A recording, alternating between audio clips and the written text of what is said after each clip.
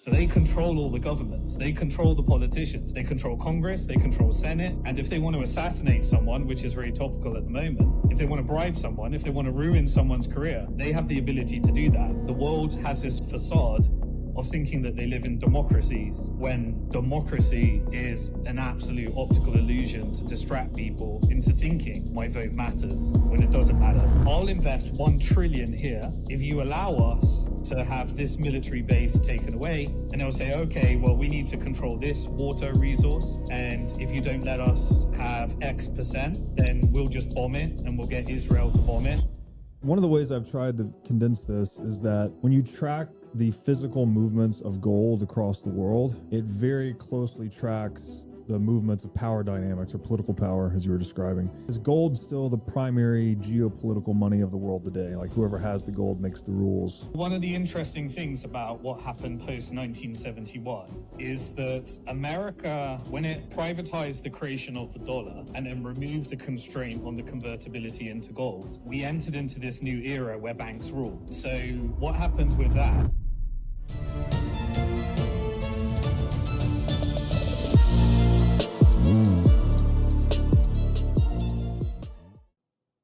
Mr. Dixon, it's good to see you. Good to see you again. Pretty wild times at the moment. Indeed. Yeah. Thanks for joining us from the other side of the pond. Yeah, I'm here on my little island, seeking a little bit of sanctuary at the moment. It looks like the whole world's about to spark up anything right now, and it feels like it's very engineered as well. It feels like civil unrest seems to be the goal from somebody's agenda. Yeah, peak divide and conquer moment is what it feels like. Mm-hmm. You feel the tension in the ethers. Yeah.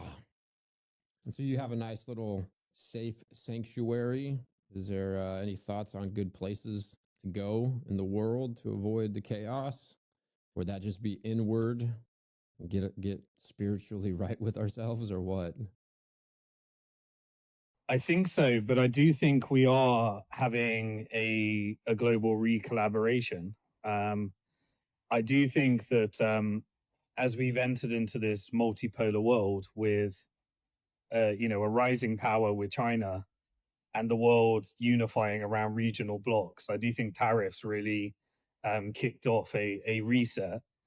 And the world seems to be moving into these blocks, whether it be the Gulf countries, GCC, whether it be BRICS, China, Russia, India, whether it be the ASEAN countries, and I think the collective West. And I do feel that the collective West has been fully colonized by a set of corporate interests. I call it the proof of weapons network. And the types of wars and various other activities that the West has covertly done around the world in order to acquire resources, I think it is coming back to the West. And so, yeah, I'm feeling like the Middle East, as volatile as it sounds right now, I think it's going to go through a decolonization phase and a growth phase. I think the global South is going to be okay. What you do during that transition, obviously Bitcoin is the haven, but then we live in the physical world as well. So I saw retreat in an island. I started planning about 10 years ago that I thought something like this might happen. Yeah, with that, we've got lots of different types of models, but I don't see the West turning around from here. I think it's moving to a regional power, and that's very different to having America as a global hegemon. And I think that's the source of a lot of volatility that we're experiencing right now. So is that the shift to the multipolar world that a lot of people have been talking about? And you use the term proof of weapons network. I'm wondering if you can elaborate on that. What is the proof of weapons network, and how does that play into the unfolding of the multipolar world? Yeah, well, when I was a monetary reformer before I was a Bitcoiner. And I found Bitcoin because I was seeking a solution to fractional reserve banking. I tried to create a bank myself. And there was no way of creating a bank without engaging in the debt-based Ponzi scheme that fiat currency is. And so when you try and get a banking license, you sign up to either get an account directly. At the time I was applying with the Bank of England before Bitcoin was created, or whether you're doing it with the Federal Reserve. You basically sign up to be able to create money every time you issue a loan. The challenge is with each of those loans, it incurs interest, and the interest to repay that credit doesn't actually exist. And so by definition, ever since 1694, when the Brits created the system at the Bank of England, we've had this debt-based Ponzi scheme where in order to have money, you have to have more debt. And if you want less debt, you have to have less money. And the only way to continue the cycle is to have more debt. And so in trying to find ways of creating more money, i.e. creating more debt, you enter into this problematic environment that we have right now, which is you have individuals that borrow, and they either borrow to consume, in which case they end up on the wrong side of the debt-based Ponzi scheme, or they borrow in order to lever up and buy assets. And if those assets that they purchase end up, outperforming the inflation that's created from the new money that has to be created to pay off the old debt and recycle the scheme, you end up in an environment of warfare. I call it debt warfare. And so when the individuals take it on, it's also done at the corporate level. And you have this hyper securitization and financialization of companies, where, you're selling them at Silicon Valley, you're trying to take them public. But if you can tap into the debt capital markets, you can borrow at very, very low interest rates if you have a good relationship with an investment banker, which is what I used to do by career. And you end up being able to hyper leverage the markets, buy back your stocks, manipulate stocks. They go completely out of whack from any type of economic activity. And you either get on the right side of that or you get on the wrong side. And then obviously the easiest way to get debt is at the government level. And so we had this post Bretton Woods World War II order that we're currently living in right now, where the International Monetary Fund, the World Bank, and the dollar debt-based Ponzi scheme, which took over from the pound debt-based Ponzi scheme,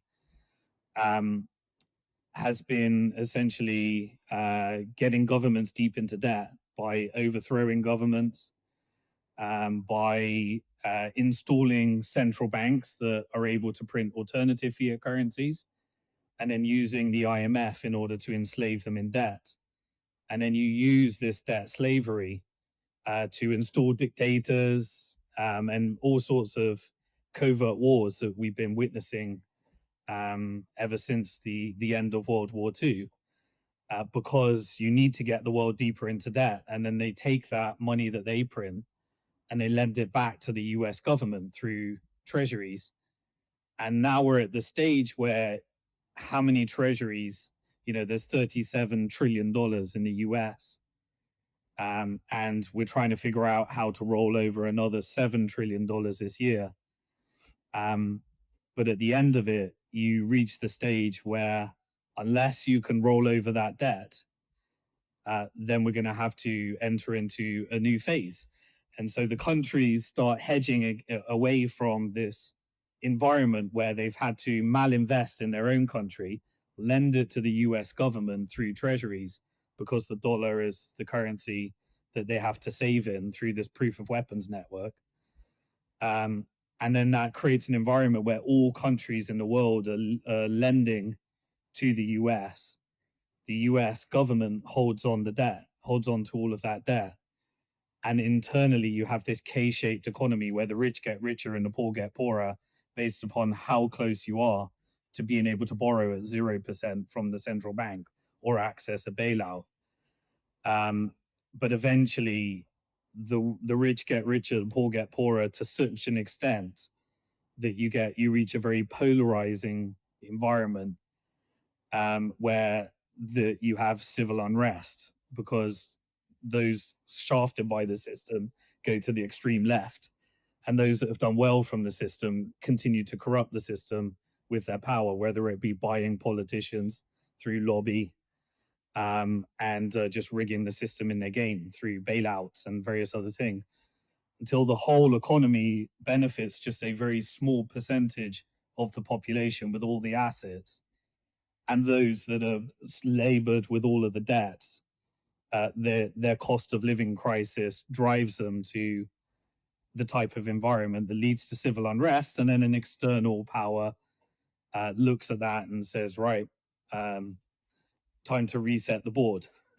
And so that's where it kind of, the proof of weapons network is engineered into, is codified into fiat currency, that you would end up with a very unsustainable situation, because money is debt and there's not enough money to pay off the interest on the new debt. Wow. Well said. Yes. Well said. Just this whole idea, I mean, it all starts with that oxymoron, right? That the money is not actually money, right? The money is debt. When you have, when the British government got bankrupted, we entered into World War I, which was 1 year after we managed to create the Federal Reserve. There was multiple assassinations to ensure that a central bank wasn't created in America, because it had a local state banking system.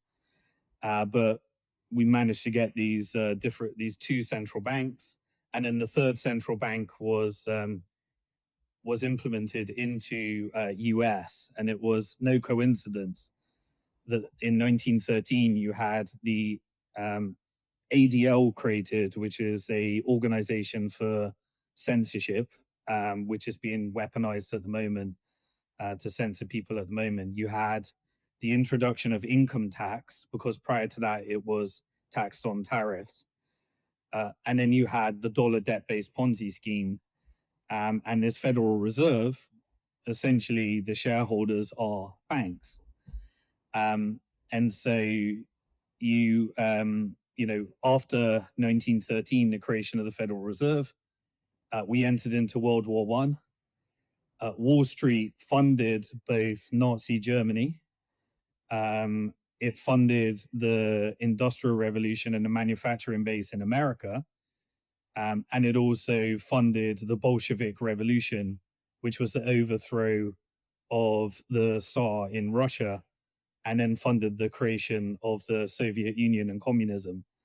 So Wall Street essentially created and funded fascism, communism, and fake capitalism, which was capitalism backed by a debt-based Ponzi scheme, just like it did with the Bank of England. And so then the Federal Reserve set about taking all the colonial wars that the Bank of England created when it bankrupted the British government, and set about doing the same in America. And so you had the Cold War, then you had the Korean War, the Vietnamese War, you had all the covert wars, you had the battle for all the oil in the Middle East, and then eventually, once the Cold War was settled, profiting from both the Soviet Union and the fake capitalism of the debt-based Ponzi scheme, you kept rolling over the debt, rolling over the debt, rolling over the debt, until eventually you end up with bailing out the system, savings and loans crisis, global financial crisis, dot-com boom and bust bailout, long-term capital management, and then through to the pandemic and everything we've seen since then. But what you see is, anyway, the same process of what happened with the British Empire. And now you're at 125% debt to GDP, $37 trillion of debt, and realizing that the only way to fund and get more debt is to increase war. And so war is built into the proof of weapons network. It weaponizes the media by lying to everybody about what's really happening. It weaponizes retail banking by creating a debt-based Ponzi scheme. It weaponizes investment banking by turning everything into a security, a financial product, and now tokenization. It weaponizes fiat currency, even creating stable coins now. It weaponizes surveillance, which is, where we're moving to this AI 1984 surveillance utopia that has been beta tested in the UK, beta tested in Gaza, beta tested in Ukraine. All that technology that was beta tested is now coming back to the West, and is being a proposed solution to all these open borders, closed borders types of things. But the reason I call it a proof of weapons network is because everything is weaponized. Even civil unrest is weaponized. If you can create civil unrest, you come with the solution, which is Palantir's technology now. These different types of things. So you can go in as detailed as you want, but I spent most of my life, the last 25 years, trying to understand this proof of weapons network. And after trying to create a bank that would exist outside the system, I was taken down by the Bank of England. Tried to even do it on an island, and the Bank of England once ended up at Bitcoin anyway. So that's when in 2011 I spoke at the first Bitcoin conference, and then wrote a book around how Bitcoin would be weaponized, as a counterforce, as proof of work could be something that we could peacefully weaponize against the proof of weapons network.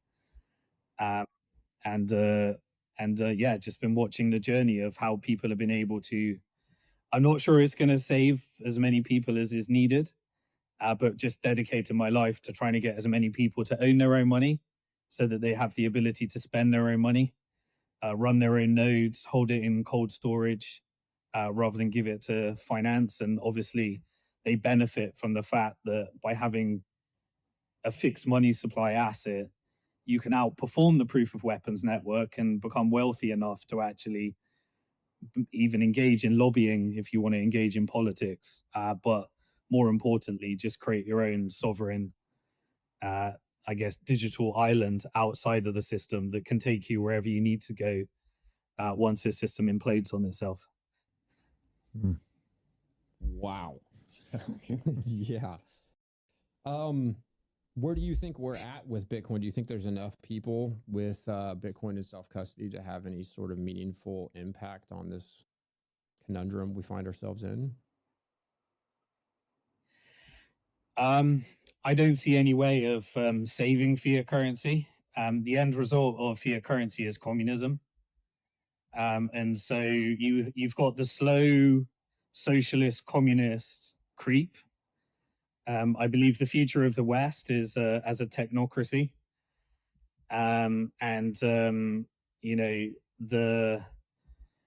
There's no, the West has run out of places to cannibalize and colonize through, and so it's doing it on itself right now. And so I definitely don't think enough people own Bitcoin. I think it's still niche. And the challenge is that we've entered into this new phase of adoption, and the proof of weapons network has decided that it wants to get as many people to hold their Bitcoin with them. And so if you look at Operation Choke Point 2.0, I personally believe that was an operation between the Federal Reserve, the asset managers like BlackRock, the SEC and the corrupt leadership, and the lobby that bought the Biden administration in order to choke the market so that it could install companies like Celsius and FTX and make the market look really, really bad, where BlackRock can suddenly come in and get an ETF approved, and the banks can suddenly come in and say, hey, We'll take out Silvergate, Signature, and Silicon Valley Bank that were servicing the crypto businesses. And then we'll find out how we have our own little solution. In Goldman Sachs, you can start doing some trading. JP Morgan, you can do some of this. Fidelity, Bank, BlackRock, you can all start doing that. And we'll persuade as many people as possible to put their Bitcoin in an ETF. And then the investment banks came along and said, hey, why don't we do strategy? Why don't we create this service where we can get as many companies as possible to put Bitcoin in the public markets? And then what we'll do is we'll get a company like Cantor Fitzgerald, who is a primary dealer connected to the Federal Reserve. We'll get him to create, or we'll create Cantor Fitzgerald to create a way for people to borrow against their Bitcoin. And then we can all issue fiat currency loans. And we've now got 17% of the Bitcoin supply in treasury companies, in ETFs, and then obviously Satoshi's coin and stuff. And they're going to lever the shit out of Bitcoin and try and persuade as many people to borrow against their Bitcoin. And I believe that they will scam a lot of people out of their Bitcoin. But their game now is we've got this two-tiered Bitcoin economy. And sadly, they engineer the system so that you want to use theirs. They make it where it's tax efficient to hold it in your retirement fund. And they make it easier for you to pass on inheritance. So a lot of people are falling for that trap. I think it's all part of leverage that they'll gain when we negotiate into this multipolar world. It's probably worth discussing a bit more about like power dynamics and structure, because I think a lot of people are very confused. A lot of people think that politicians are like in charge. They think that like by changing from the left to the right or Republican to Democrat, it actually makes a difference. What I discovered quite some time back is that when we introduced this system in 1913, the Federal Reserve, its shareholders were the regional central banks. And then the regional central banks were all owned by the private banks. Now, the private banks were able to create the dollar every time they issue a loan.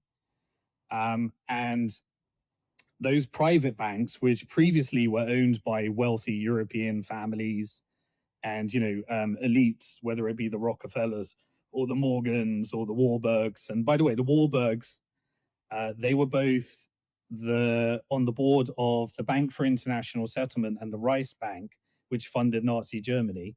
And the brother was also on the board of the Federal Reserve. So you had this family that were both part of the communist Soviet Union, the fascist Nazi government, and the Federal Reserve.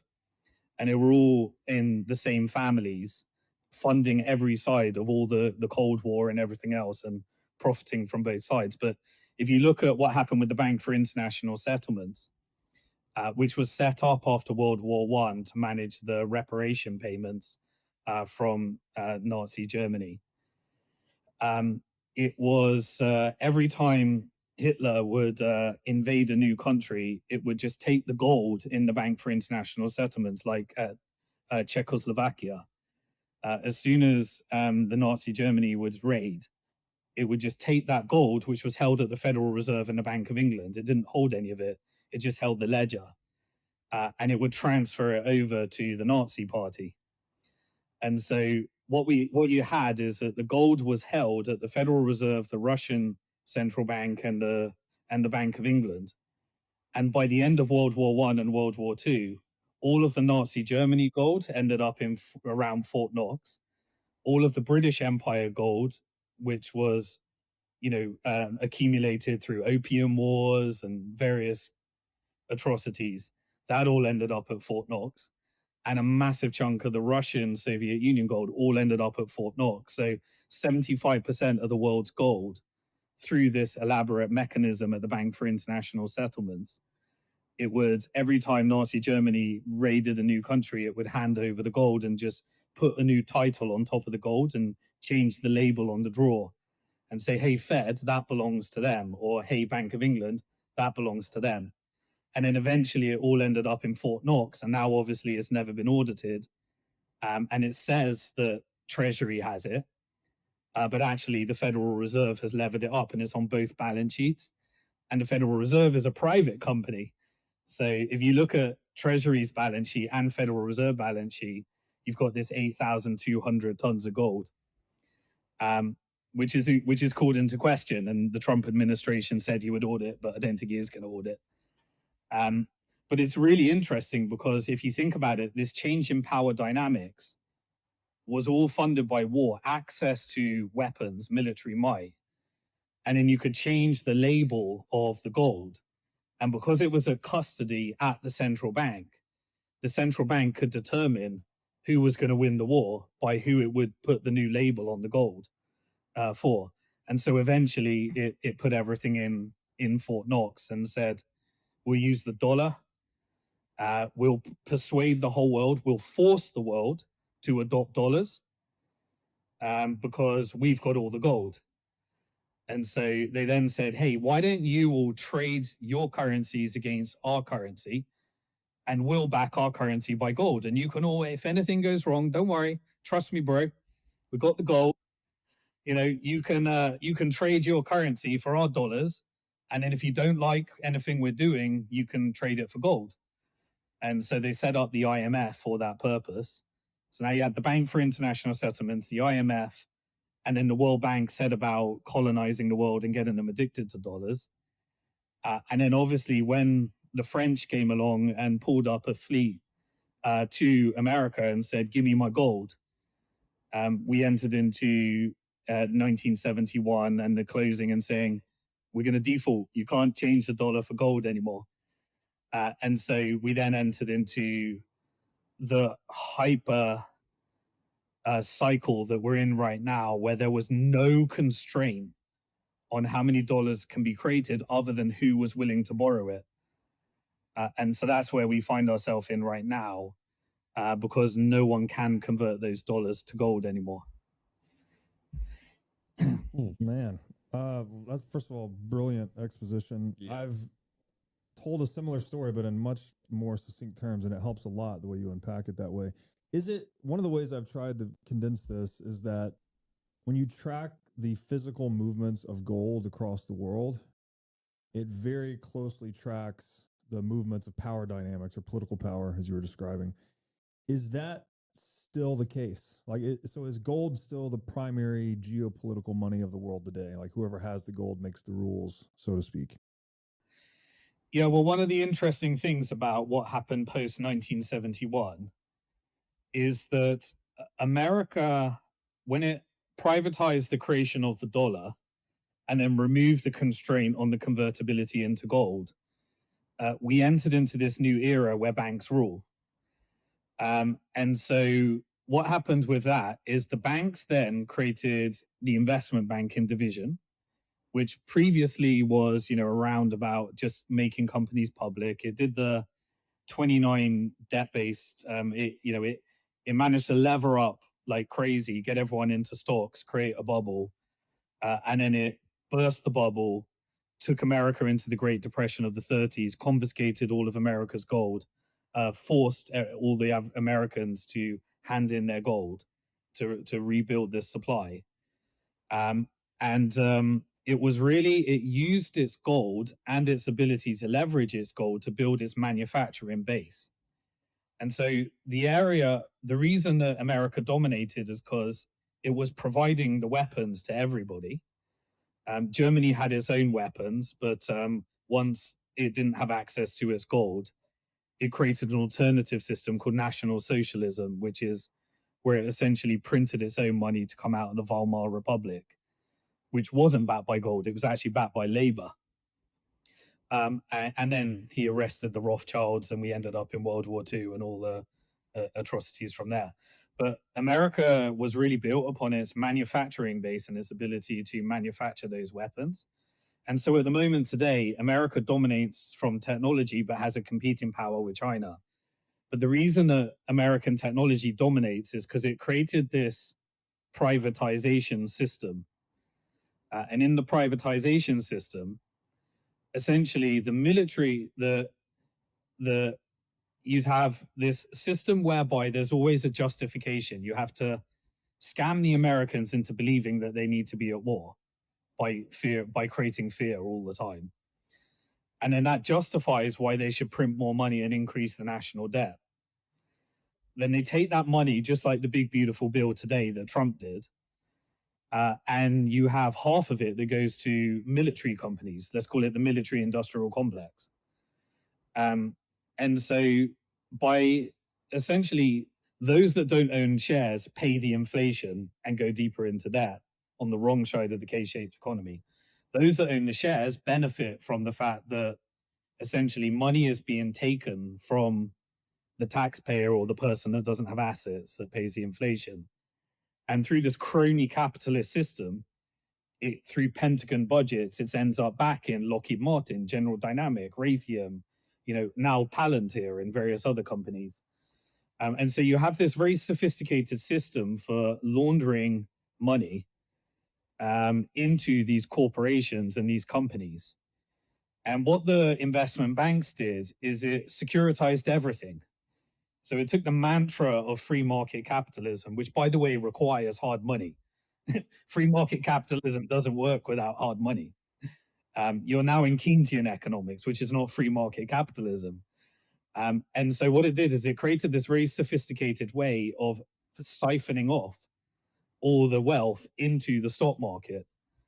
And so you have the bond market, which is the mechanism for getting the government excessively into debt. Now the Federal Reserve owns $10 trillion of debt, pays a 6% dividends to its shareholders, which is the banks. They get to create all the dollars every time they issue a loan. And then those companies went public. And so by being public companies, they're now on the stock market, which gives them access to the corporate debt. And so you can take the corporate debt, you can back it by the government's debt. And then anytime you need more, if you take too much risk, you go back to the Federal Reserve and the Federal Reserve bails out the system. Then the Federal Reserve owns that debt and it's now got about $2 trillion of mortgage-backed securities, $8 trillion of government debt, pays a dividend back to the shareholders.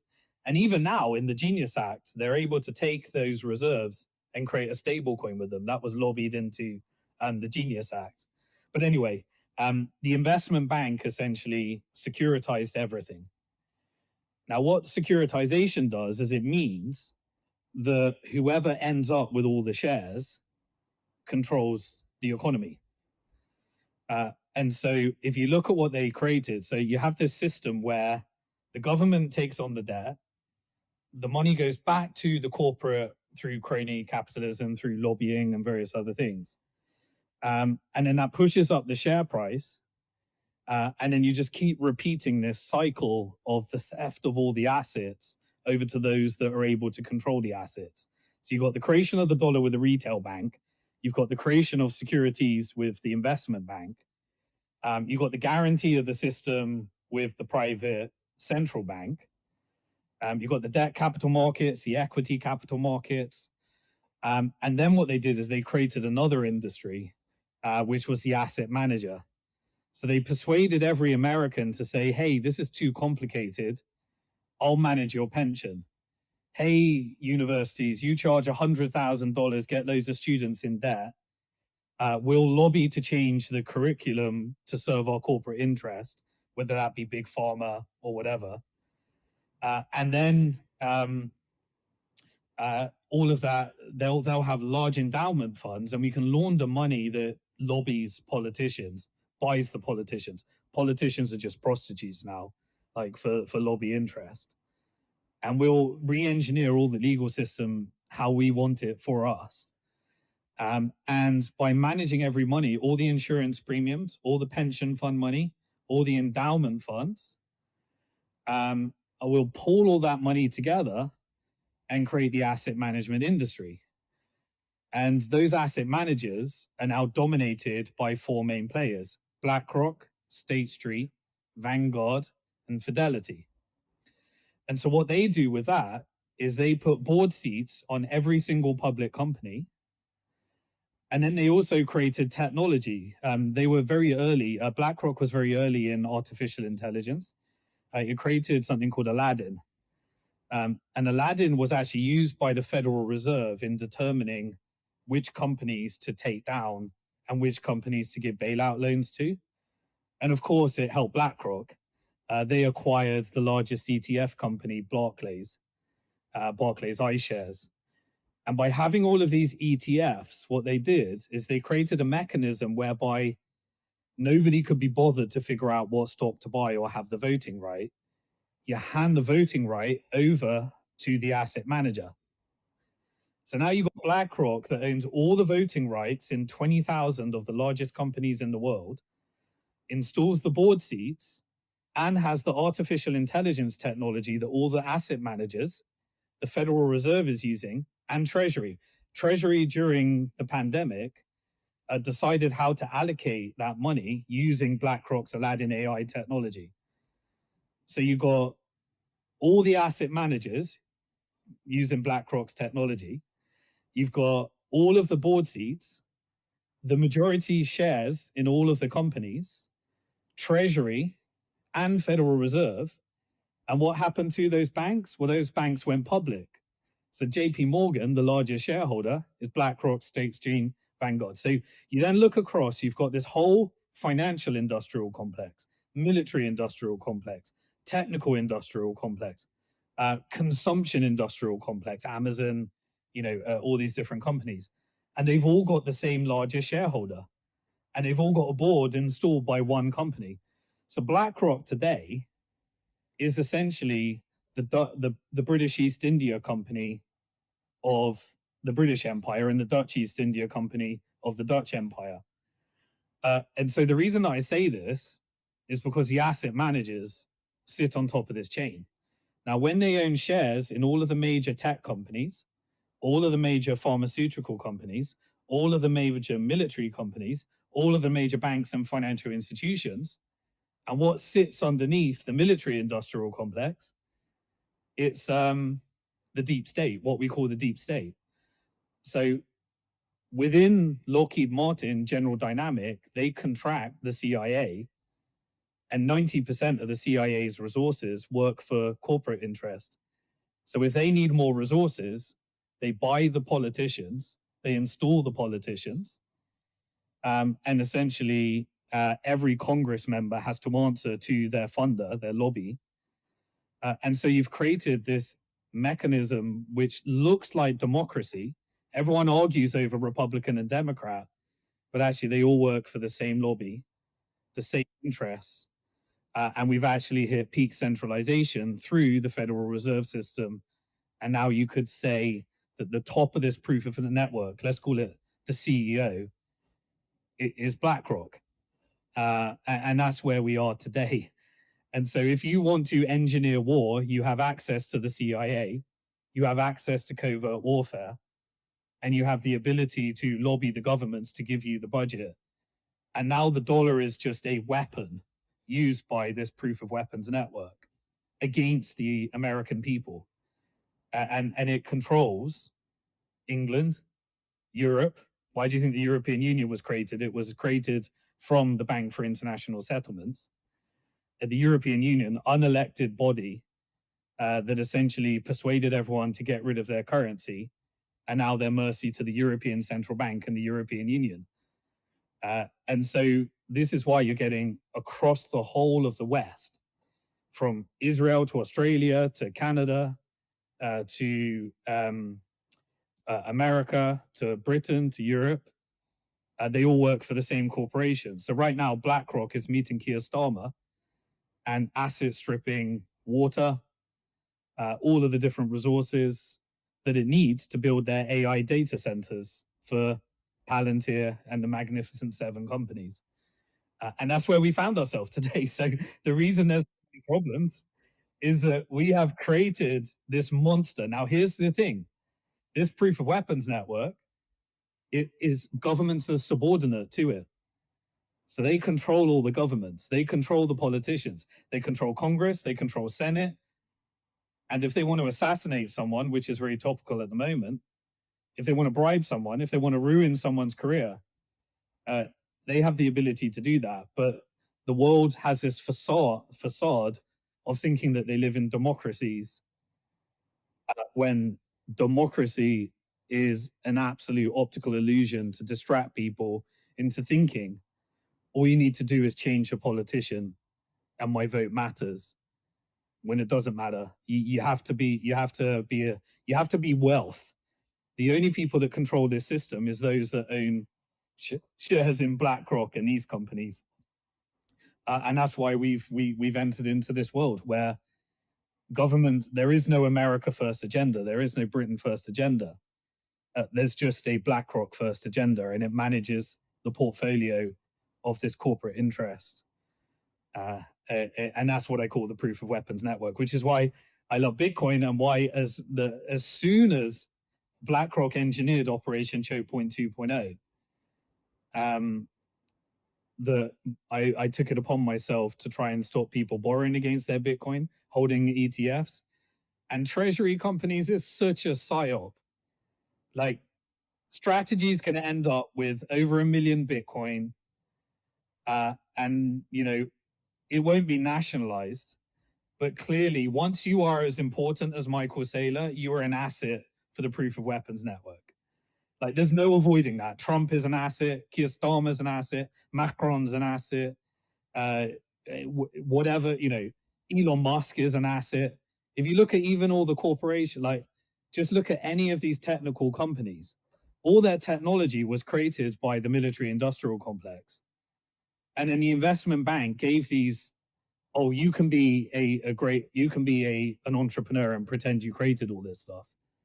But you got to bow down to our agenda, which is Elon Musk and various other entrepreneurs. You have these fake entrepreneurs that were given all the technology, and it was stolen from American money, handed over to a company, and then you have to give all these back doors to the NSA, the deep state, so that essentially you privatized and financialized all of the national security apparatus, and they control the game. Governments are just absolute patsies at this stage for printing money, giving everyone a narrative that they think that, MAGA is a narrative to make people think that Trump's going to make America great again.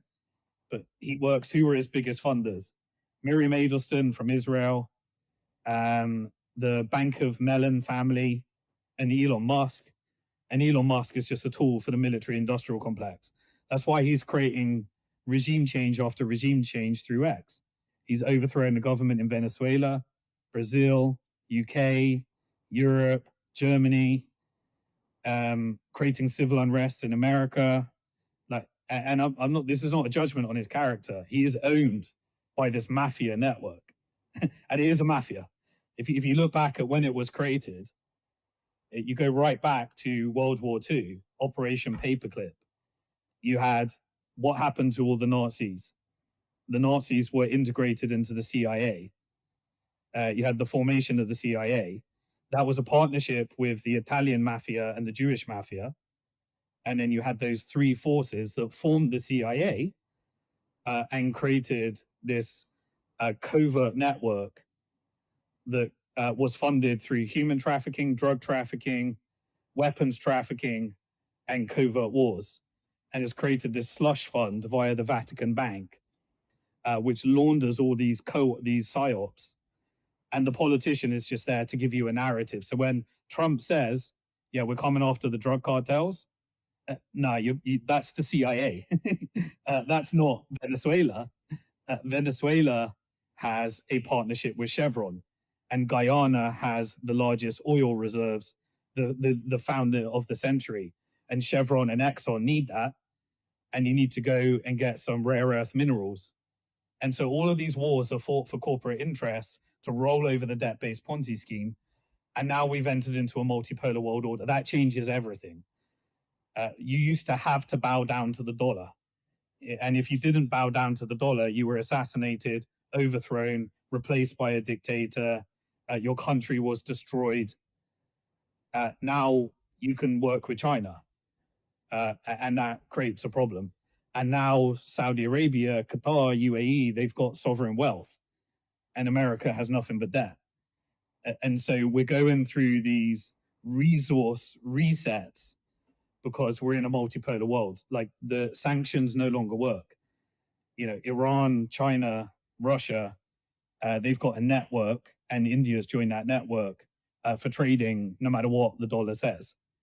Saudi Arabia reduced the petrodollar from 100% dollars to 70% dollars, and now is managing an exit of the US colonial military bases. And that's what we're witnessing all around the world right now, in Russia, Ukraine, and all these other things.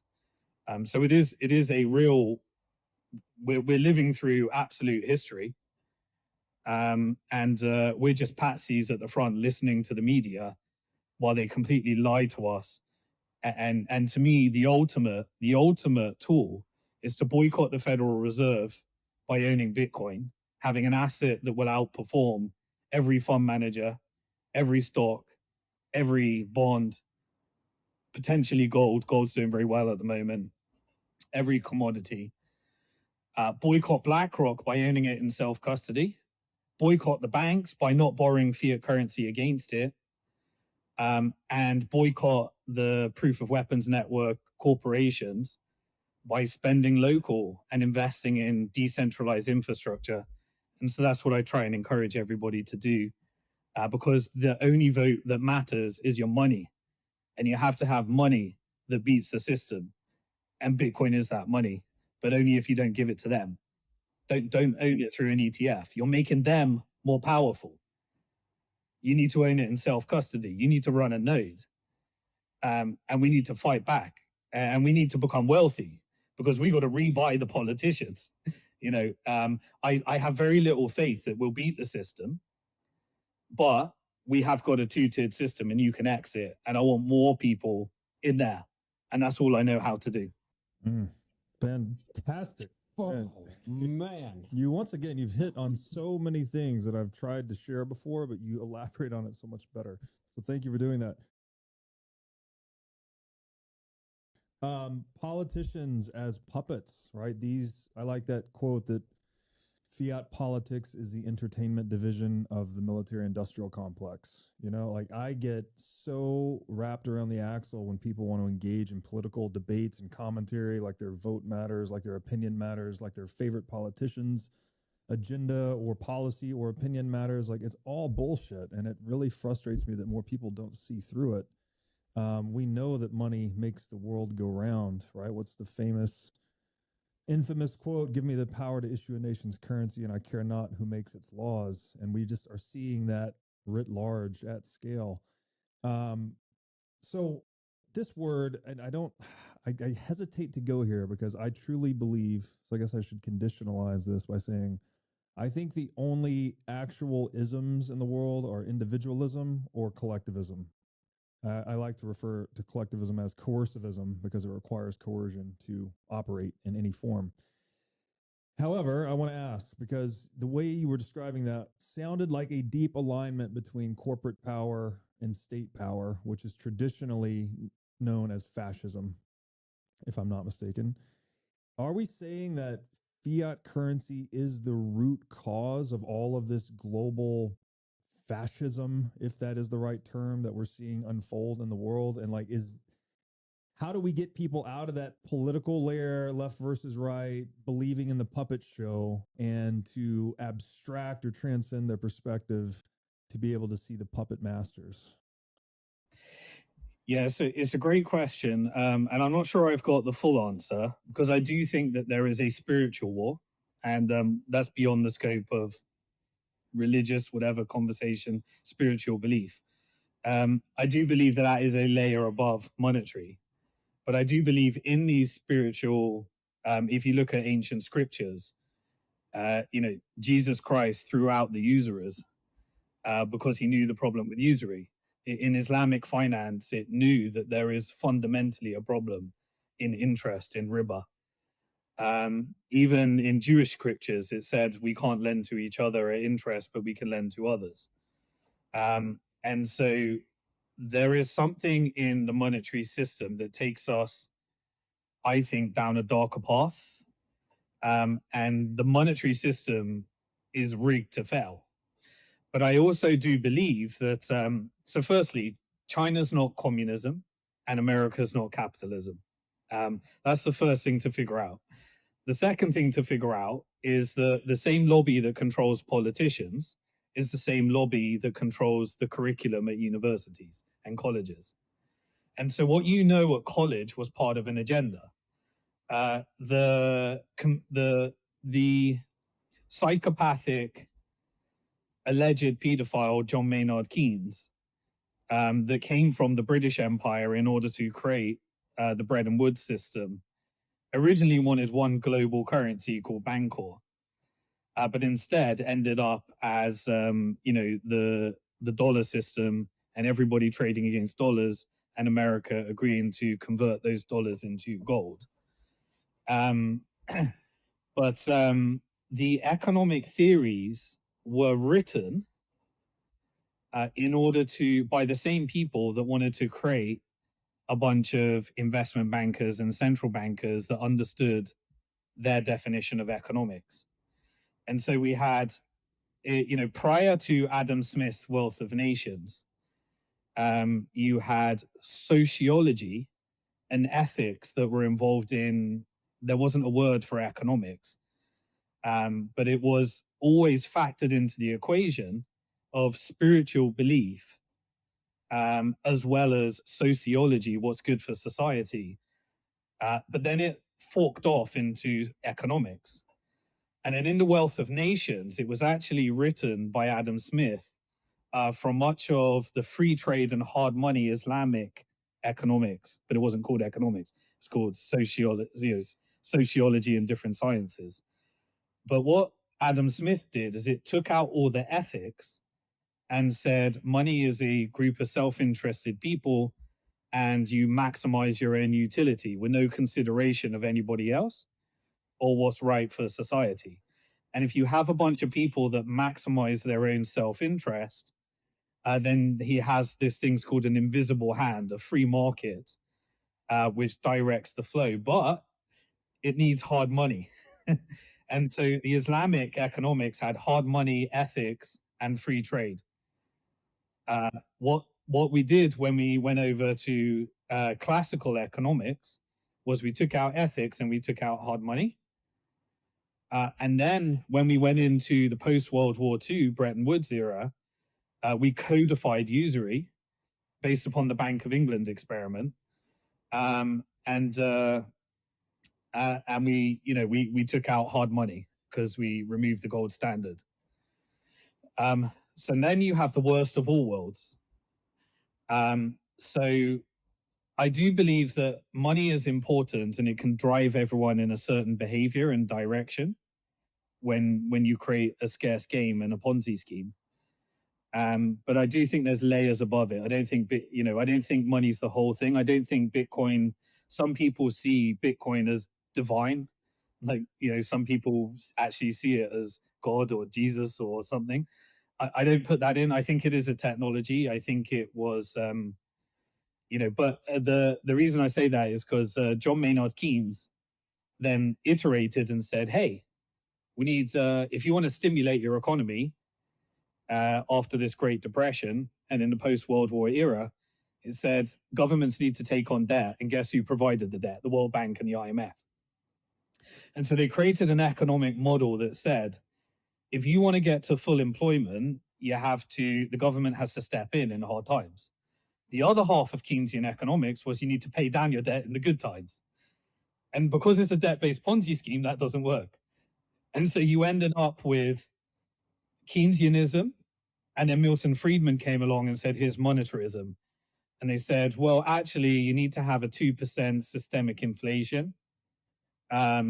And you need to leave it to the free market. And what did the free market do? It created the hyper-financialization and securitization. And so now you ended up where the investment banks own everything, the private banks own everything, and it took these economic theories and trained a bunch of muppets to work at these banks and do the grad schemes and work at these central banks. And now those algorithms determine our monetary policy. And guess what? Economics was never solved. If you study economics, which I did, these things are debates. And I personally believe it was the pre-wealth of nations models that were right. Ethics, hard money, and free markets.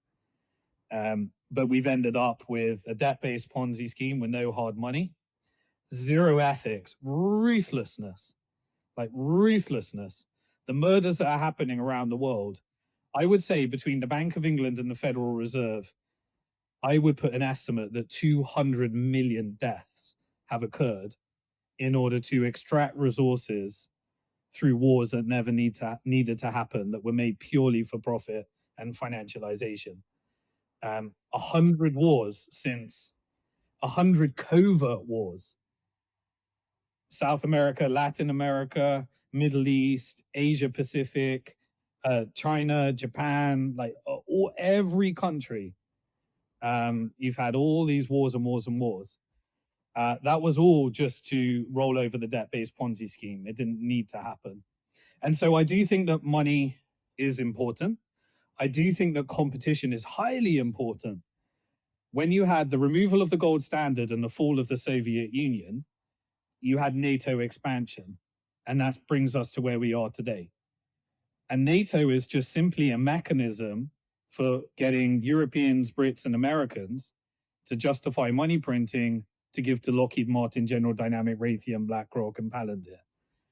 And then the CIA escalates wars that never need to happen, and then use that in order to steal resources so that Elon Musk can get the magnets he needs for his batteries, and we can get the rare earth minerals that are needed for our iPhones. And you look at all these different militia groups around the world, whether it be Al-Qaeda, they're all funded by Western intelligence. M23, M13, anywhere you see ISIS, that's Western-funded militia that are there to completely topple a country like Congo via Rwanda so that it can steal resources that end up in our iPhone. That doesn't need to be that way. Now, in multipolarity, because there is now competition, China's coming along and say, and look, I'm not a fan of China. I lived in Hong Kong for a bit, for 5 years, but I wouldn't want to live in China. But the model that China is following is, it said, rather than IMF destroying countries and not allowing them to compete, we've got a manufacturing base and we want to sell product to them. So we'll invest in you and lend money to you so that you can buy our products and become wealthier. So a lot of people are choosing the Belt and Road Initiative over the IMF. Other countries like El Salvador are saying, all right, I got some IMF, I got some China Belt and Road Initiative, but I'm going to build my Bitcoin strategic reserves and see if we can build independent sovereign wealth using Bitcoin. But unfortunately, it didn't build enough Bitcoin, and the IMF won. They're still trying to interfere in the Bitcoin policy because Bukele didn't have enough Bitcoin to fight the IMF. And so you have all these different types of models, but I would say money is an absolute deception in its current format. China's not communism and America's not capitalism, and it is going to cause civil unrest. But there are countries that still are sovereign. So China's sovereign. There is no corporation or proof of weapons network above the CCP. In Russia, the same. The reason that Putin is the enemy of the West is because after the fall of the Soviet Union, the investment banks came in and tried to steal all the resources, and Putin nationalized the resources and said, "Don't touch it." And so then he became the next Hitler from Western narrative. Saudi, UAE, Qatar, Norway has a large sovereign wealth fund in the European region. But anyone that has sovereign wealth right now and not a Western central bank, and Western central bank, there's about 150 of them. They're all shareholders in the Bank for International Settlements. And then obviously the Federal Reserve in the US has proxy vote as the current empire. that is where there is that battle. And so what is China doing? China's accumulating gold at a faster rate. So gold does still have a role, and I don't think Bitcoin has a role yet, but we as Bitcoiners know that it solves the problem of how do you store it securely, transparently, send it easily at scale, and in these areas where now regional blocks are forming, whether it be BRICS, whether it be GCC, whether it be ASEAN, Bitcoin is the perfect mechanism for achieving that. So I actually think that Bitcoin, in the currency war ahead, and I'm predicting a big currency war. There is a currency war already with de-dollarization. I think Bitcoin's going to play a role, and gold absolutely plays a role. Central banks are reducing their dollar reserves as fast as they can accumulate gold right now. And he who owns the gold will have a seat at the table in negotiating, the next world order. Oh, I feel black-pilled. Holy shit, I don't know if I've felt so discouraged in many, many years. Oh man. Well, I always wrestle with this too, that it seems to me that there's a lot to be pessimistic about in the present. But then I'd say pessimistic in the West, because the fall of a region is the rise of another region. If we think about this, the global South has been oppressed by the IMF. Unfortunately, Venezuela is not going to get anyone that's in America's neighbor is not going to get away. Europe is being sacrificed. UK is being sacrificed. Venezuela, Central America, Latin America, they're being sacrificed. Probably Canada and Mexico.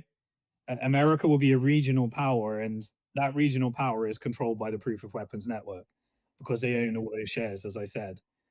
And it is cannibalizing its own people at the moment.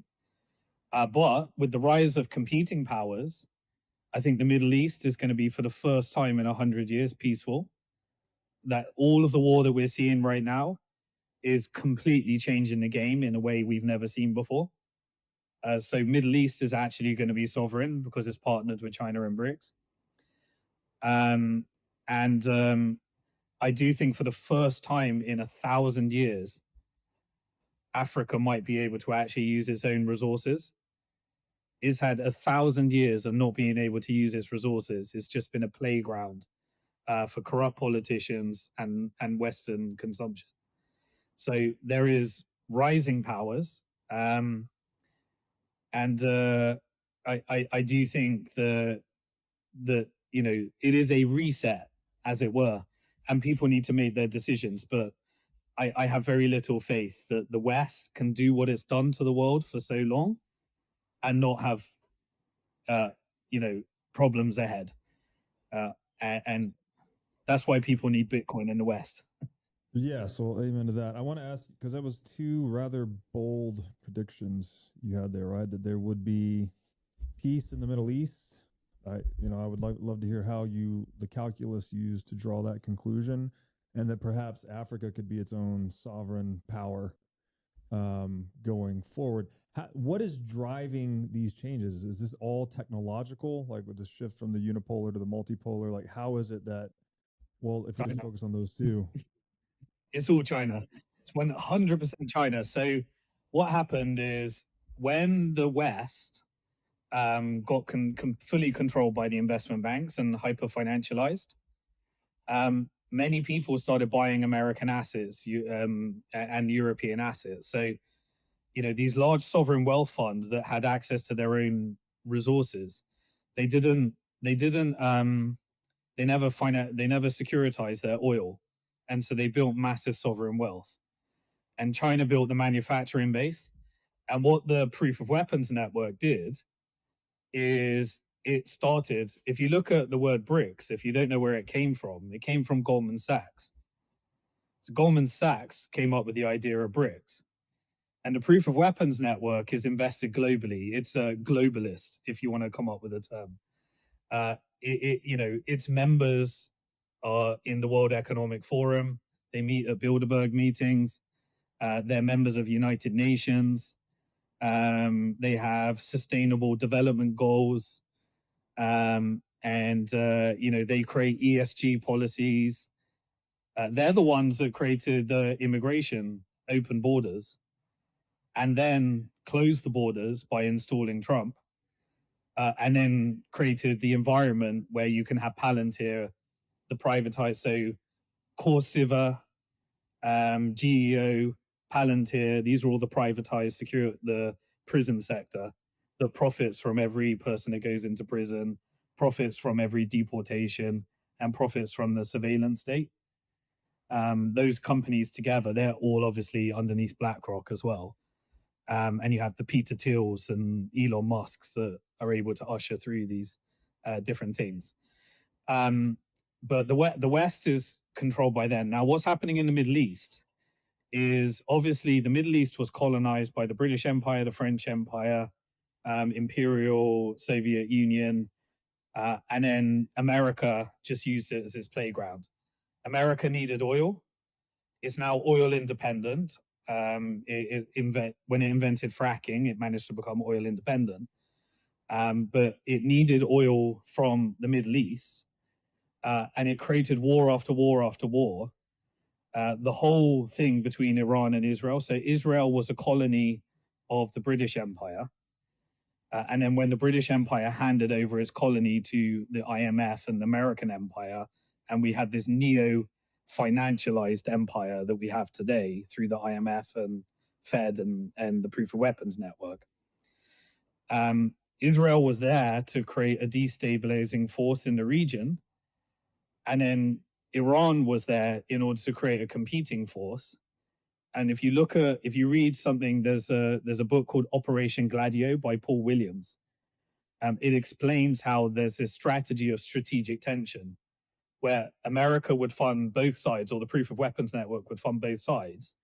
And then if you have two enemies like Iran and Israel, then you can throw the region into war forever. And you can just make sure there's no competing force that can unify around their resources. And so what's happened now is that China came along and said, right, we've got the manufacturing base. We've got a competing economy now.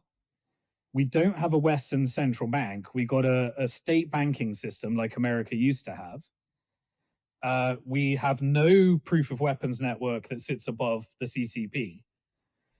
And we've got, some people estimate 22,000 tons of gold, $3 trillion of reserves, selling its US treasuries, only about 700 billion left, I think. It basically came along and said, right, we need to protect ourselves from selling goods to America. So we're going to create this Belt and Road Initiative and build up everywhere. And so it started investing in Africa and allowing it to compete with the IMF. It started investing in the Middle East. And now China is Saudi Arabia's largest customer. Now, Trump, when he goes to the Middle East, he says, give me trillions of dollars. And so what you're seeing right now is that Saudi Arabia, whose most important customer is China, is buying American assets. And what was the model of the IMF? What was the neo-colonial model? What was the mercantile model? It was use financials in order to control stocks, shares, and resources. And so America sold off all its assets. And the investment bank, the Proof of Weapons Network, BlackRock, where did it set up its office? It set up its next office in Saudi Arabia. It started resetting the world into this multipolar world. I personally believe the tariff policy wasn't Trump's policy. It was Larry Fink's policy. And it was to drive everyone to China and make America a regional technocracy. So button up your regional, you're not controlling over there anymore. And so I think October the 7th was a false flag operation. That operation was to slowly manage the divorce between America and Israel. make it look like that's not happening, but essentially it's vassalized Israel into a toxic asset that now the GCC owns and controls, so that America can slowly retreat, but remain its MAGA narrative that it needs as we enter into this world. Why? Because China sat down with Saudi Arabia and Iran and normalized them. And ever since they normalized, they've stopped backing the resistance movements. America's still telling you that they're backing them. They're not. They retreated a long time ago, started negotiating a nuclear deal. And now the sovereign wealth of UAE, Qatar, Saudi Arabia is buying the exit of America, saying, we'll buy your assets, but you need to manage a transition out of the region. We want to be our own region now. And the change was China managed to normalize between Iran and Saudi Arabia, and Iran and Saudi Arabia, while enemies, negotiating in sync. And Egypt didn't allow for the ethnic cleansing of the Palestinians. And the GCC is now negotiated. And Israel is going to have to become not a colony for creating war for American profits, because Netanyahu works for the US military industrial complex, Lockheed Martin, General Dynamic. When you follow the money, it was there for military profits to destroy the region.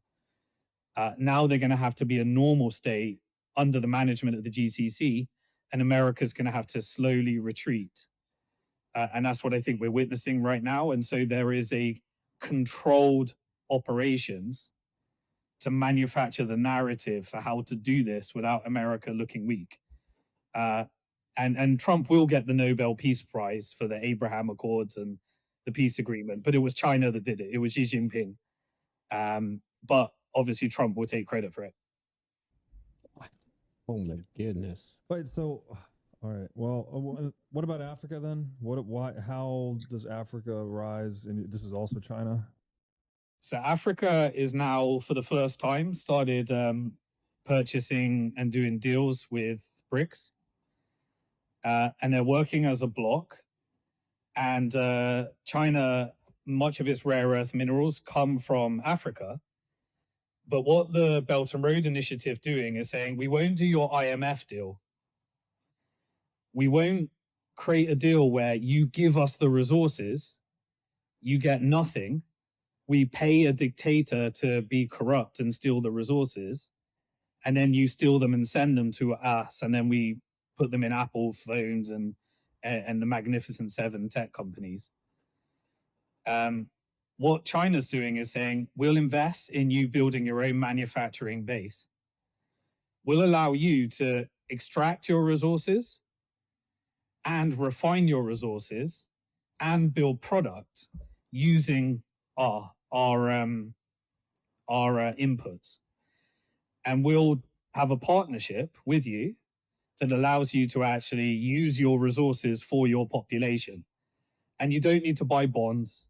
You don't need to install a central bank, and we won't dictate what type of model you have to have. We won't say you have to have a neoliberal democracy. And so Africa is now got the opportunity to use their resources, partner with BRICS. And so you've got these areas like Sudan and Libya that are the final battles. UAE, Egypt, and Saudi Arabia are funding some of the militia there. And then there's still the Western militias that are being funded by the West, like M13, M26, ISIS, Al-Qaeda, all these various other ones. But they're being fought back. So Burkina Faso is the first region that actually managed to execute this. And now Niger has expelled the US and the IMF colonialists. Chad has done the same. And now the Belt and Road Initiative is proving not to be as predatory as the IMF. And so for the first time in 1,000 years, they might be able to actually use their resources to educate their people, build a manufacturing base, rather than being slaves for Western consumption. I just wanted to share one thing. My grandfather told me when I was a kid and I didn't understand it. And he's like, son, I just want you to remember this. You'll understand, you can think more about it one day. He said he thought that China was going to take over the world without ever firing a bullet. And I just couldn't stop thinking about that as you were describing all that. Yeah, again, I don't want to sound like a China propagandist. It's an authoritarian country. Human rights are violated frequently. I have issues with like the re-education camps of the Uyghurs. So I don't want to, the things you're told about China. So I don't want to be a China propagandist, but I can tell you culturally, where did China come from? It came from the century of humiliation, opium wars, raping, pillaging, death, destruction. And after that century of humiliation, it is culturally in their psyche.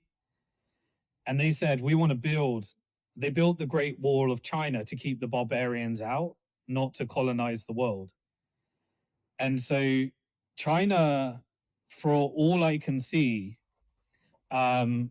is not doing the Western covert war model. And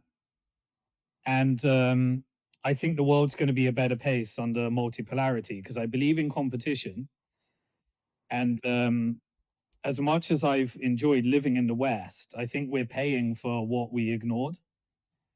And I had to relearn all of our history because we were brainwashed into a cartoon version of we were the good people and everyone else were the bad people. And there are a lot of bad people in the world, believe me. I'm not saying that, but nobody has been as brutal as the European, the British, and the American Empire. And it has been lies, deceit, death. What we are witnessing in Gaza right now, I've been watching it every day for 2 years. The brutality we've actually been doing the entire time. I put it to you, we never exited World War One. We've been in a continual state of war ever since.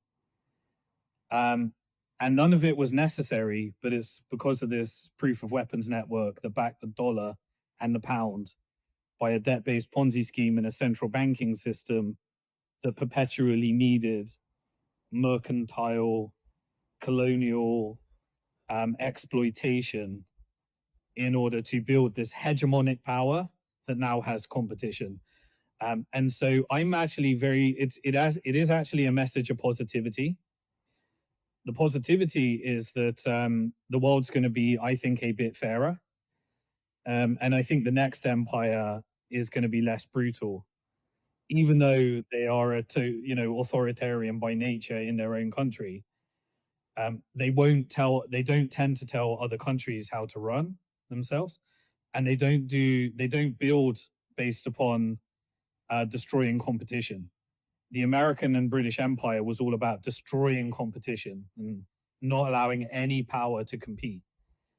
And when the Soviet Union fell and America went to the global hegemon after coming off the gold standard in 1971, it has created something that we all need to pay for.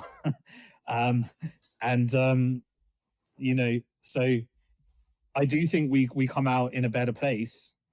But we've also got this technology, like this artificial intelligence thing. That's another force. Like, and Bitcoin itself, like the real battle of the future is, I believe, centralization versus decentralization in the end. Like, I'm not sure even if the next empire is going to survive long, because it seems like we're entering into a stateless technocracy. We've got all of that to go through. And what's happening to everyone's jobs in this environment? Like, we are alive at a time when if you don't own Bitcoin, and if you don't like Bitcoin gold, whatever you want to do, like, I don't know. I don't have another answer, because there will be people that own Bitcoin and people that don't own Bitcoin, people that own gold and people that don't own gold, because artificial intelligence seems like it's going to change everything. And I do think that's why we're moving to this very strange world. And we need we're all going to navigate it together. Like, you know, we are, there are several changes all happening all in one go. But I do tend to agree that we will be propagandized in terms of what China's doing. And what was the justification for all these wars? Communism. We need to fight back against communism. We need to fight back against terrorism. You know, and those were all manufactured. Both communism and terrorism was 100% manufactured by the West. There would be no terrorism if we hadn't funded militias, we hadn't invaded countries, and we hadn't created crimes against humanity that Julian Assange needed to reveal to us on WikiLeaks, that only managed to share the message to us because when the bank shut down WikiLeaks, it was only Bitcoin that allowed it to raise the funding that it needed to teach us what we did in these wars. Like, if you're watching Gaza, that's probably 100 to 600,000 deaths by the time we're done. We did 1 million in Iraq, civilians. Like, we were brutal. And now we get to see it on video. And Bitcoin gives me, you know, that hope. And I do think that if we can box America into a regional power, I think the rest of the world is going to be slightly different. But absolute power corrupts absolutely. So there's still a centralized and decentralized battle to be had. Wow. Is it possible that, or what kind of unexpected turn of events could potentially happen that could stop the foreseeable, seemingly probable carnage that's in front of us, if any? Well, actually, I think we avoided World War III. That's a good thing. Because Russia, Iran, and China, and India and BRICS and South Africa and Brazil and various others, because they managed to create that environment of a competing hegemon, you know, I call it the Shanghai Proof of Weapons Network now. It was on full force in display at the Shanghai Cooperation Organization a couple of weeks ago. AI, technology, financial rails, military, and it's all defense. I don't believe it's an attack, you know, famous last words. But I don't believe it's based, I actually believe it's genuinely based upon defense. But I think we avoided World War III. And that was because there were this unification of regional blocks made it where the Proof of Weapons Network that controls all military profits in the West, it was more profitable. The way that it tends to work is if you're negotiating with America, so say you're the Gulf Cooperation Council and you're negotiating with America, they'll say, all right, what's it going to cost us for you to stop the forever war? And they'll say, no, you know, the forever war makes us, we've made $10 trillion of revenue over the last few decades, and we got no competition here. You've never been managed to unify around your oil resources. We're the global hegemon. No thanks, there's nothing. You know, we'll keep bombing. We'll keep finding a new reason to manufacture a war.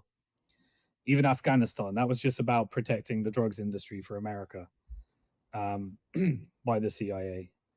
But you know, what you're negotiating is you're basically saying, in order for the military to stop making profits from this forever war, they need to make 10 times more out of the rebuild. And so the reason the US colony of Israel is destroying Gaza is because they're leveling it because they're going to rebuild. And you can see Tony Blair submitted the plan. They're going to tokenize the land. They're going to integrate Palantir technology and build a surveillance state with US contractors. And so you need to persuade JP Morgan, BlackRock, Goldman Sachs that there is 100 times more profit. It's a bit like a shitcoin, right? Invest in my shitcoin and you can get 100x rather than a good stable Bitcoin. And so they have to create a scenario where BlackRock can go back, manage its portfolio and say, right, we're going to lose profits from Lockheed Martin, but we're going to get those rare earth minerals that will help our technology companies. And we'll get that loan, and we'll get another 2 trillion of bonds here. And that's what they're negotiating essentially. And the GCC is saying, right, I'll invest 1 trillion here if you allow us to have this military base taken away, and we enter into a 5-year agreement where we can harness our nuclear energy for artificial intelligence and build data centers. And they'll say, okay, well, we need to control this water resource. And if you don't let us have X%, then we'll just bomb it, and we'll get Israel to bomb it. And we'll put that ISIS militia in there and destabilize the region. Now, it's not exactly how it works, but it works via these proxy relationships.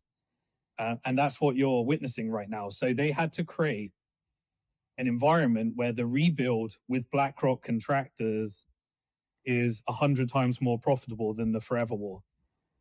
And because the West is overvalued in its stock market, it's looking for these high growth opportunities. And this is an experiment. Like, these countries have to get into bed with the devil. Like, they have to sell off some of their assets in order to buy some of their decolonial freedom. That could go wrong.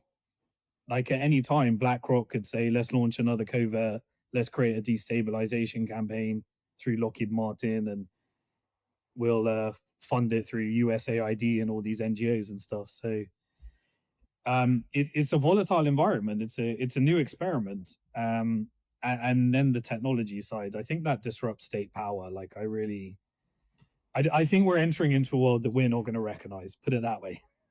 Like AI and robotics.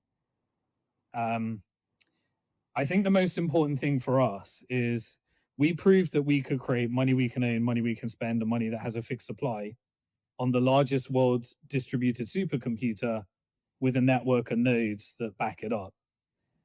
I think we need to figure out how to do a similar thing with AI, identity, and we have a resistance against the centralizing power and centralizing forces.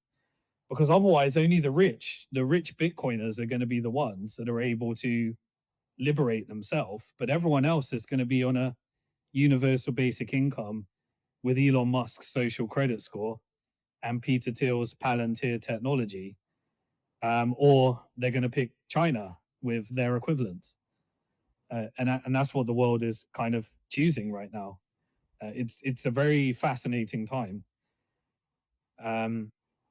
But Bitcoin, it's all about sovereign is the word. That's what everyone needs to build, and that's why people need to get into Bitcoin. It's a state of emergency. Own more Bitcoin every single month than the previous month. Decide whether you're going to pay your debt or buy Bitcoin. I can't make that decision for you. It has consequences. You need to decide what those consequences are. But everybody needs more Bitcoin this month than the previous month. And you're running out of months to do it. I think we got a fair bit of time. I think we avoided World War III. World War III makes no financial sense for anybody. I don't think China will reunify with Taiwan. It makes no sense. It would destroy the financial markets. It would be a negotiation tactic, probably, but I don't think that's going to happen. Europe and Ukraine's over. Ukraine is going to be owned by Russia. I'm sorry. You are a complete victim of US corporate interest. Europe is being sacrificed. The immigration crisis was a destabilization campaign. And if you're not rich, you're going to be on a universal basic income. If you don't own assets, you're going to be getting poorer every month. The only assets you can own is US stocks, which are, from my perspective, making the proof of weapons network more powerful. Gold, hard to store, and Bitcoin.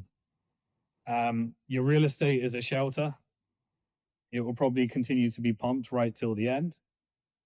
But everyone needs to they need to decide where they're going to live. They need to earn more Bitcoin every month and this month.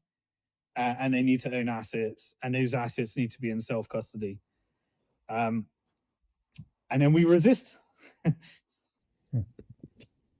Wow. Do you think Core's push to increase the op return is an attempt to centralize Bitcoin? Since you've spoken about this battle between centralization and decentralization? Yeah, so the way that I analyze is I analyze the proximity of individual players to the proof of weapons network.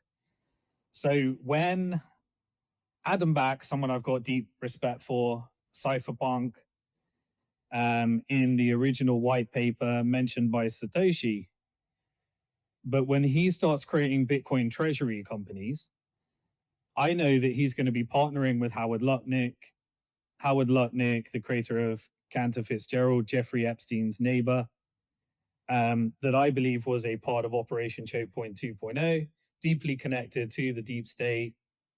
And if they're, if he's involved with these people like Jack Mallers is at 21, I mean, Tether, I'm a shareholder in over 100 different companies. I'm de-investing from all those companies. I did my part because I was an early investor in many of them, including Bitfinex and Coinbase and Kraken and Bitstamp and Bitfinex and Circle and many others.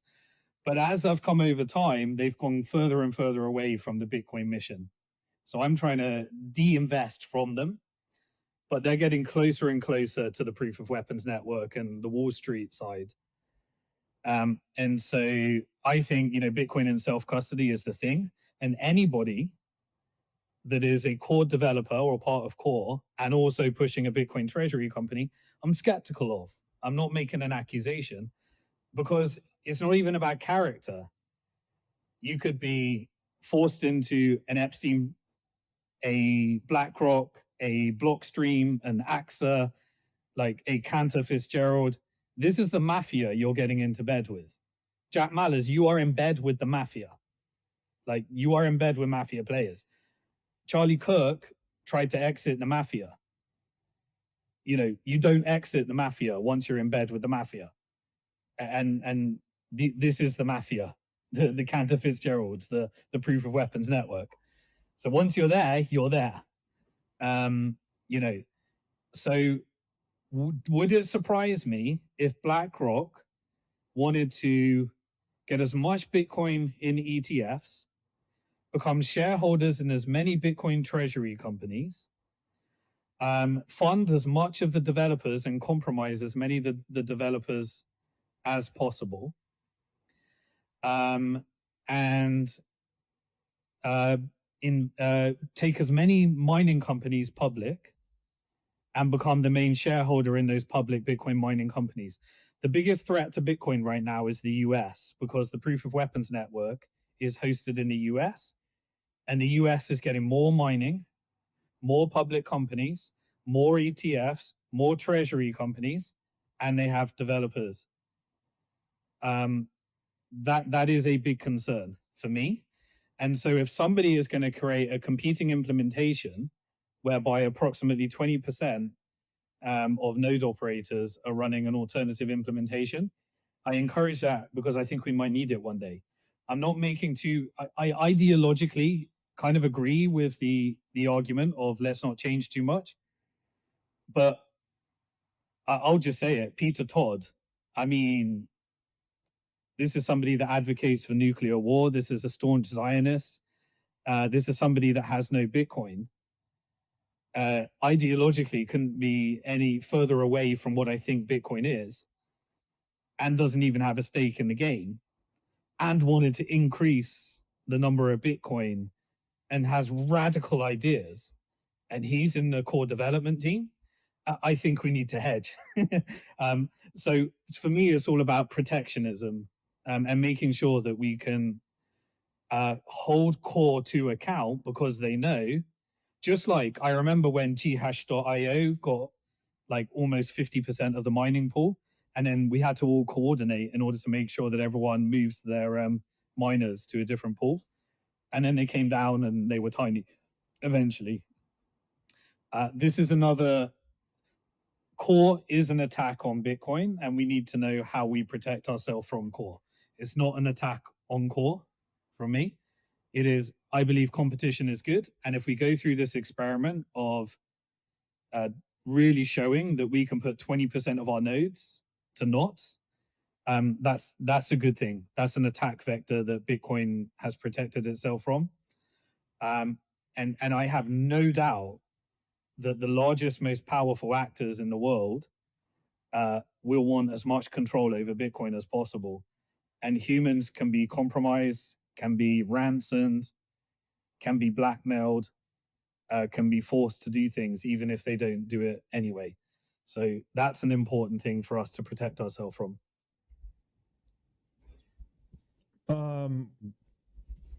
Wow. So I guess we're kind of getting close to time here. Maybe one last question. Man, I don't really know which way to take it. I want to go back to the spiritual warfare thing you brought up earlier. Maybe you could just unpack that a bit for people.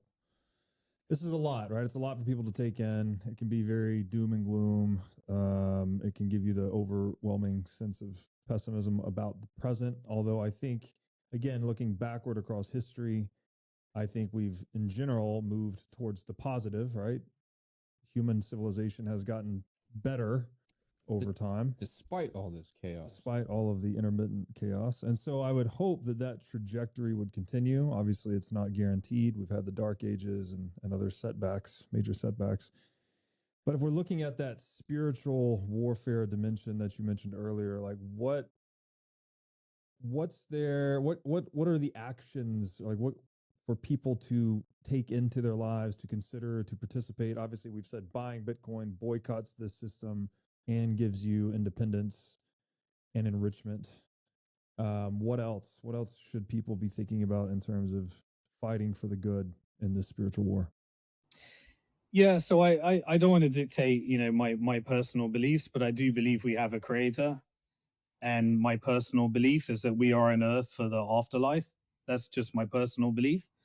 And so life is a test.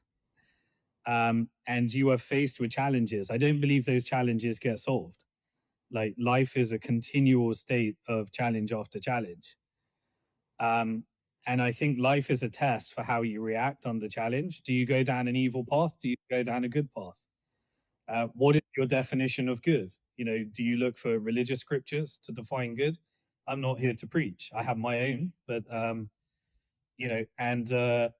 I think when you are tested to the max, and I've done a lot of anti-war activism. It was kind of the reason I got into Bitcoin. Right back in the day, 2011, there was like a podcast called Bitcoin Not Bombs. Like when I went to the first Bitcoin conference, it was a resistance against, it was us versus the banks. We were cypherpunks, we were activists, we were taking on and allowing people to own their own money, and it was a mission of resistance. Personally, I believe that how you react and how you treat each other. I'd encourage everybody to ask yourself the question: are you tolerant of things? To me, I kind of, for the last 2 years, has been a massive eye opener for me because I've been watching the Gaza genocide. And I always said to people, what we allow and tolerate is coming home. And the technology that was used in Gaza, genocide as a service, occupation as a service, surveillance as a service in UK, integration with drones in Ukraine. This is the same technology that was in the Big Beautiful Bill in order to implement border control. These are beta tests. And so we just had the assassination of Charlie Kirk. Now, Charlie Kirk, I'm sorry if this offends, advocated for an ideology that led to the death of many in the Middle East, in Gaza. And he tried to pull away from that ideology in his final weeks. And he had arguments with very powerful people as he was pulling away. And I believe that they took him out because he tried to pull away. Everyone will speculate on that. We'll never get the truth. We'll never get the truth. You'll always be left with speculation. But there is a cost to tolerating crimes against humanity to others and turning a blind eye. And so to me, I believe that we're on this earth in order to see humanity as humanity. And I think we're being tested. And I think the earth is an eternal struggle. And it's a test to find out, did you do good or did you do bad? And once you learn truth, and I've spent the last 25 years unlearning what they learned in my British education. But once you learn truth, do you stick to truth? Or do you tolerate something that you know is unacceptable? And I think that's the test. So I encourage people to say, there's been 20,000 shootings, gun shootings in America this year, but only one of them are we talking about now because he had 8 million followers. At the same time, for 2 years, he advocated for an ideology that's led to the death of hundreds of thousands. We need to question ourselves on what we're tolerating, and what, are we idol worshipping? Why, what is it that we're doing? And I think people need to ask themselves this question. And the beautiful thing about Bitcoin is that Bitcoin was a blessing for me. It gave me financial independence I never imagined was possible. And I act like it could be taken away at any time if we don't think about what's best for what's collectively good for humanity at the moment. And I know that's a hard question, and everyone will find their thing.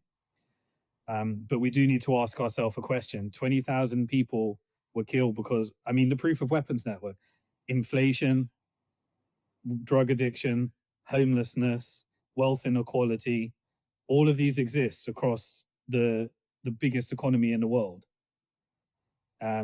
We're fighting with each other. We are being driven to hate each other. The Democrats, the Republicans, the lefties, the LGBTQs, the Zios, the Muslims, the whatever. Like, pick your poison. They're dividing and conquering us. We have to step above that. We have to really think, whose agenda am I serving by hating this person? And I'm telling you, you're serving the agenda of a surveillance state from the proof of weapons network that profits from manufacturing consent for taking away your human rights and replacing them with a surveillance state and a technocratic 1984 thing. Whichever side you end up on, it is a spiritual battle. And I believe that it's about trying to just take away as many of these divisive narratives that take us down these worst places of human behavior. So it's how we treat each other in the end, and what are we able to tolerate, and what are we not able to tolerate. And that's about all the wisdom I've got for you. Thank you so much, man. This has been outstanding. Again, you've taken themes that we constantly revisit on the show, and you've thoroughly unpacked them in just a very insightful way. So thank you so much. Okay, appreciate you giving me a platform to talk about subjects that and that's what we do have to be grateful for. I've never felt like I've been able to access more information to figure out what I think the truth is, and then be able to share that with as many people as possible. And that's a gift. That's definitely a blessing and a gift that we've never had before. Indeed. Yeah, just great work, man. Really good. Hope people get something out of this. So where can people find you on the internet? So I go live every week on YouTube, Simon Dixon, which is the Bitcoin Hard Talk. I got a podcast, and I break down everything that happened this week in Bitcoin for an hour, this in macro for an hour, and then geopolitics for an hour, and connect all the themes together. I do that every single week to try and document all this history. And then I'm very active on X, and and I produce all my content on simondixon.com. I sold my business. Bitcoin's given me all the financial freedom that I need. I never went public, so I'm not in the public company agenda. I didn't take Silicon Valley money. So I'm as independent as I possibly can be. And Bitcoin gave me this gift. So I just try and help people with the information that I have. Sometimes it's very polarizing. Some people hate what I got to say, but I'm always open to the dialogue. Beautiful. Thank you for your time. All right. Thank you for hosting me. Thank you.